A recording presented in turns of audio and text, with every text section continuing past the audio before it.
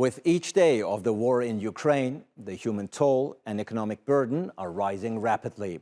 So, what is the way out of this dilemma? I sat down with Jeffrey Sachs, Columbia University's world-renowned economics professor and best-selling author, to talk about the political and economic ramifications of this conflict and what a peace settlement might look like. I'm Ali Aslan, and this is One on One. Jeffrey Sachs, thank you so much for being on the program. Wonderful to be with you. Thank you. Jeff, the war in Ukraine is in its second month now, and obviously, barring troops on the ground, of course, the most effective weapon, quote unquote, that the Western states have against Russia are sanctions. You are a very, very known, internationally recognized and renowned economist. Are the sanctions actually having an impact? Are they working? Well, the sanctions definitely hurt Russia, but I would add two more points. They hurt the whole world. Therefore, they really have a big boomerang effect. And second, even though they definitely hurt the Russian economy, I don't think that they work politically. I don't think that they really change the direction of the war or the diplomacy in any real definitive sense. The U.S. has used very, very harsh sanctions against many countries without too much political outcome. So bottom line, yes, they hurt, but they're hurting everybody. And I don't think that they're really determining the direction of war and peace. So clearly they won't change or shape this war. They won't break Russia and they won't break Putin and the Kremlin. That's what I'm hearing. I'm a skeptic, of course. In the U.S., very many people disagree with me, but I've been through watching sanctions regimes closely for a long time. We put incredibly harsh sanctions on Venezuela. Mr. Maduro is still there. In fact, we're running to him now to pump more oil. So count me as a skeptic on this approach. It is the lead U.S. approach with one other major prong, and not to understate the other prong, which is sending more and heavier weaponry to Ukraine, which is going to cause more destruction, more loss of lives, and more escalation of the war. Would you even say that the sanctions are counterproductive? You said they're hurting Russia, but they're hurting us all. They're hurting the rest of the world as well. Are sanctions counterproductive in this particular case? I think that if one has sanctions without a diplomatic path, they're basically useless, very harmful. They do a lot of instability. But unless there's a diplomatic part to this, I don't see how they can possibly have the effects that the U.S. government is seeking. So one could imagine if we had very active negotiations underway and one used sanctions as part of, if I could put it this way, the broader negotiating aspect of getting to an agreement, you could imagine that that might work. But what I fear right now is that we don't really have the diplomatic track. I don't think the United States believes in it or wants it. And so just the sanctions regime strikes me as a bit of an illusion. Now, again, it's a little concerning to me.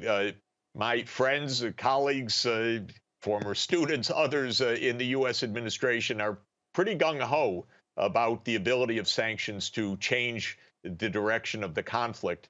So my skepticism is not the mainstream in the U.S., but it is built on a lot of close observation and experience, I would say. So sanctions without the necessary diplomatic framework and efforts are not useful, you say. But we don't really see a diplomatic outreach, do we? There are no negotiations, as far as I'm concerned, and as far as we know, that are taking place at the moment. Quite on the contrary, Ukraine President Zelensky keeps saying that Ukraine won't give in, that they are optimistic, that they will win the war, that they will prevail. Is that a dangerous tactic? It's hard to even understand what the real thinking is. I know the U.S. approach to war, which is that if it's on other countries' soil, let it go on indefinitely.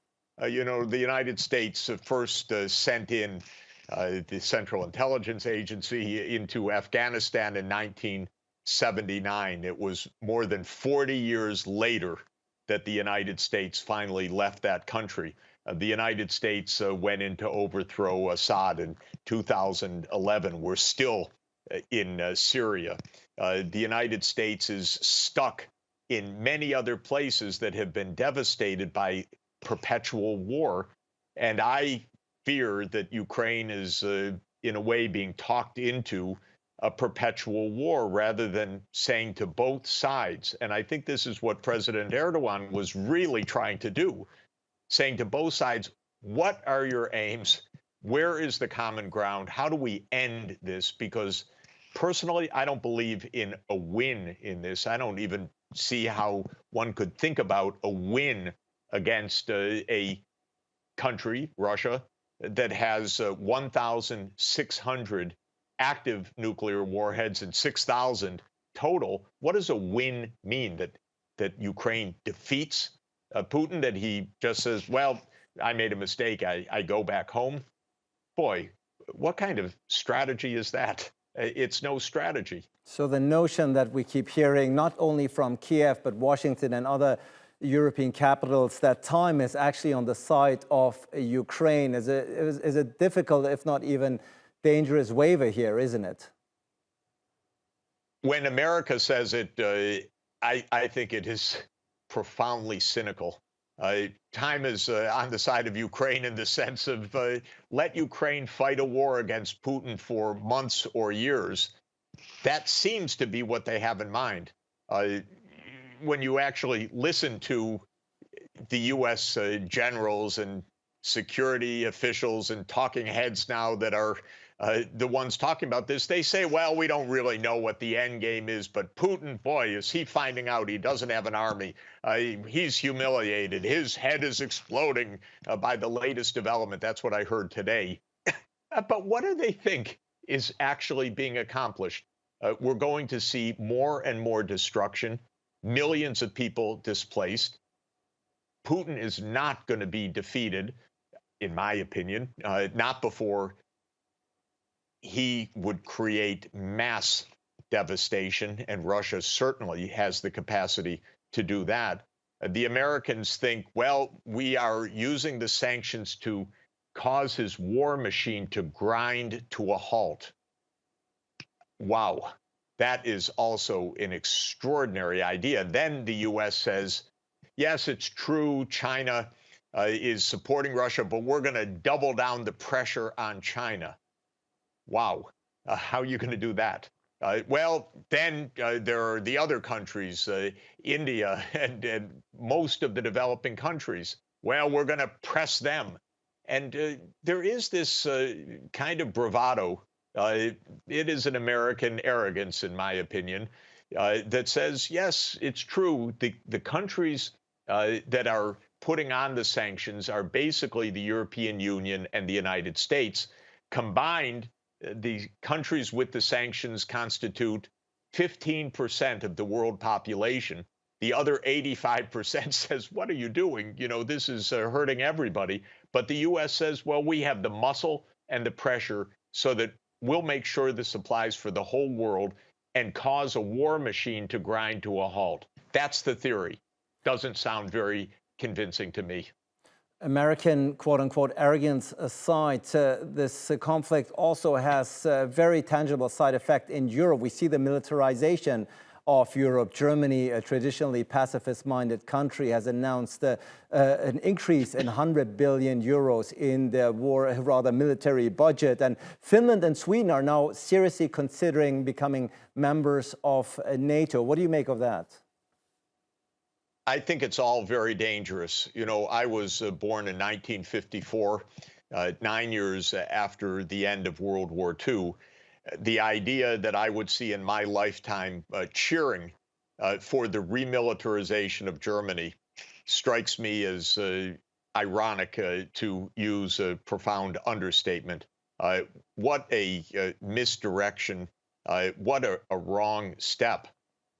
For Finland and Sweden, I edit each year two reports, one on sustainable development and one on world happiness based on survey data. And Finland, as a neutral country, has been the happiest and ranking the highest in sustainable development of the whole world.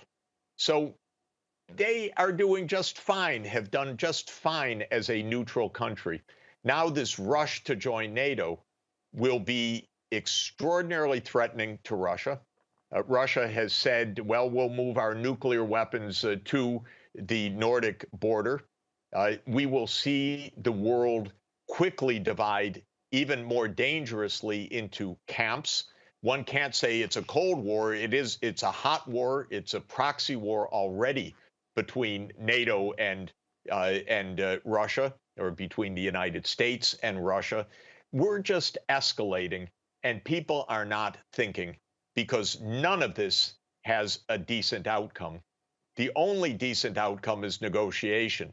And the irony of all of this is that what Putin put on the table in 2021, the basic proposition that NATO should not enlarge to Ukraine, was actually right, not just as a concession to Putin, but absolutely right prudentially, because the last thing this world needed was the U.S. alliance and U.S. weaponry right up against Russia's border. And we didn't have the self-control to realize, don't push all the way to Russia's border. If you know Russian history, it's not a good idea. If you heard what Putin was saying in 2021, it was not a good idea. If you heard, as I did, what Russians were saying back to 1990, because I was an advisor to Gorbachev and then an advisor to Yeltsin, back in 1990, more than 30 years ago, they were saying the same thing. Unfortunately, the United States is also an expansionist power, and the U.S. cannot hear the idea that another country would say, don't expand to our border. The U.S. cannot process such an idea. That seems like a concession or a threat, and the U.S. ignored Putin's warnings. So we still know what a negotiated outcome could look like, but they're not trying. You're very clear about the fact that peace must be the central aim here, that negotiations, that diplomacy is needed, and that it's really time to talk peace terms with Russia. How concretely do you think this is going to play out? What would peace look like? What would a reasonable peace settlement look like, sustainable, that is acceptable to both sides and to both parties? Interestingly, Russia put its war aims, you could say its peace terms, on the table in early March. It said that there are three issues. One is Ukraine's neutrality. The second is that Crimea is a permanent part of Russia. And the third is that the Donbass has independence. Well, I don't think that Ukraine or the world has to say those are all acceptable in that way. But, peace could be reached by finding solutions for each of those 3 points. First, Ukraine's neutrality is actually a good idea. Again, it's not a concession to Putin. It's just the right idea. We don't need a world in which the U.S. military alliance is right up against Russia. It makes the world extraordinarily dangerous. Second, de facto, Crimea is going to stay as part of Russia. And this is a history that goes back centuries, but that is the Black Sea Naval Base, and I don't see that negotiable. With the Donbass, it's much more complex and subtle. I don't think it's the frontline issue of this war, or it shouldn't have to be, but some kind of autonomy was already agreed back 7 years ago in the Minsk agreements. It's clear that it was Ukraine that did not implement the Minsk agreements. because Ukraine said, well, we agreed to that under gunpoint. You know, the truth is, when diplomatic agreements are reached, there's a responsibility to carry them out. They weren't carried out. There is no, there was no solution to the Donbass. I don't think the Donbass should become new statelets or part of Russia or independent, because I don't believe in seizing land by military conquest in a world of the UN Charter. But I do believe that some kind of autonomy is feasible. And this is the nitty gritty of what should be discussed at the negotiating table. But, you know, with these points raised, the United States has never, to my knowledge, publicly said we support negotiations. I don't know of one time. I know of several times that our top diplomats have said we don't believe the negotiations will go anywhere, trying to curse them, in effect. I know, we all know what President Biden said, which is, well, Putin must go. That's actually not the grounds for a negotiated outcome. So I don't know how far away the parties would be if the direction from the whole world were to both sides reach an agreement, because this is dangerous for the entire world, reach an agreement that respects Ukraine's sovereignty, that eliminates the troops, Russian troops from Ukraine, that makes Ukraine a neutral country, and that addresses other issues like the politics of the eastern Ukrainian regions. But that's not beyond us. That's the kind of work of diplomacy that is within reach. But we're not even talking about it right now. You're quite critical of the role that the United States is playing here. As a matter of fact, you wrote a best-selling book about American exceptionalism and your critique of that. Is this conflict in Ukraine, is the war in Ukraine a first sign, if you will, of a global shift towards a new world order in which America is no longer the sole superpower? We are already seeing China agrees with Russia's opposition to NATO enlargement. India is at least staying neutral on the sidelines. America is not having its way as it used to have. Is that a correct assessment? If you listen to the U.S. media, boy, we're winning. I just happened to listen to U.S. media in the past couple of hours. I was shocked. It was all generals and admirals and military-industrial complex people, CIA, former CIA agents, and so forth. They think we're winning. I don't see it that way. I do see the U.S. being involved with the world in the view that the U.S. is still the world's superpower that can even tell China what to do. But my sense, as someone who spends most of my time outside of the United States, traveling around the world for the UN or international economics, is that the rest of the world is looking at this and saying, you know, we don't agree with being dictated to this way. We don't like sanctions that are raising our food prices, that are making it difficult for the poor in our country to survive. We see the international financial situation darkening because at the same time, the inflation is leading the Federal Reserve, which is the keeper of the world's dominant currency, to raise interest rates significantly. This is going to be a major macroeconomic challenge. Now, the U.S. is saying, well, we can press China, we can press India, we can keep our alliances. To my mind, it's exactly what you said. We're at a crossroads. I think the U.S. has calibrated wrong. In any event, my desired world is not a world of U.S. hegemony. My desired world is a multipolar world that operates under the UN Charter. So I'm not rooting for U.S. hegemony. I'm rooting for a multipolar world that talks to each other, in which the UN Security Council can actually operate properly, and in which the major powers aren't at each other's throats or on each other's borders with the military alliances and heavy weaponry. You are a world-renowned economist and have already stated throughout this interview as well that this war is affecting the world economy in a very negative way. High inflation, you've already mentioned that. Food security is at risk. Energy security in many countries is at risk. And when it comes to energy, of course, Europe is trying to reduce its dependency on Russian energy supplies. The EU spends as much as $1 billion per day on Russian oil, gas, and coal. Many people are saying this is exactly the money that is helping to fund the Russian war machinery. In a very twisted and ironic way, perhaps the only silver lining of this war, do you think that this conflict will speed up the green transition that Europe and the world has set out to do at COP26 and other climate conferences? This is, I know it's a pet project of yours. This is a field of expertise that you have been involved with in a very, very long time. Do you think that this war will have a positive effect, at least when it comes to the green energy transition?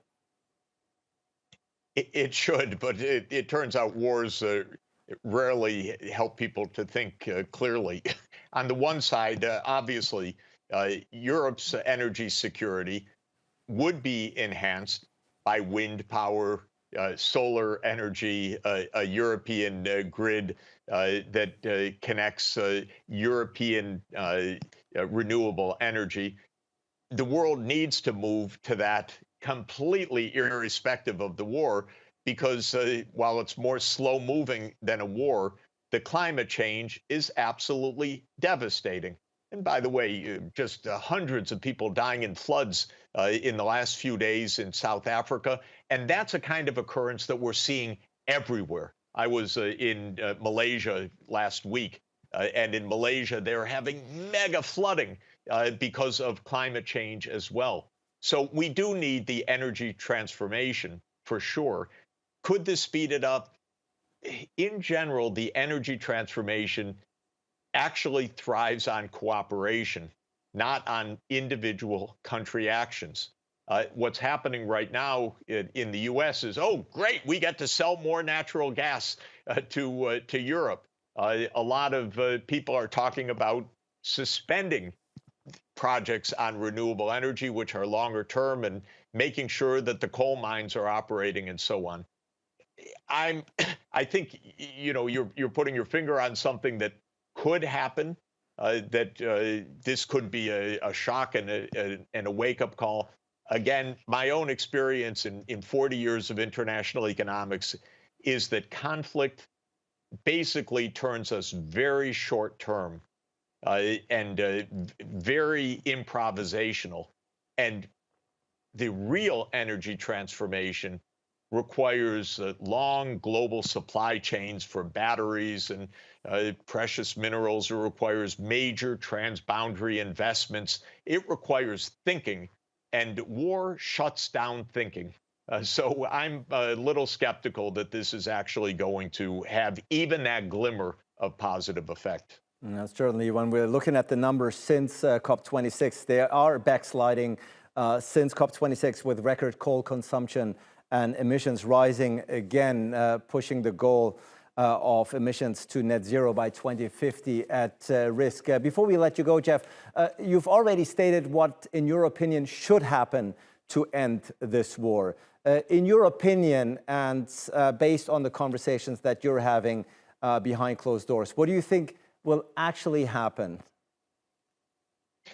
Well, I'm still hoping that a group of world leaders, thinking people, President Erdogan, President Macron, President Xi, and others can say, look, this is extraordinarily dangerous, can say that to Putin, can say it to Ukraine, can say it to the United States, can say what the track we're on is leading nowhere. There are no winners in this.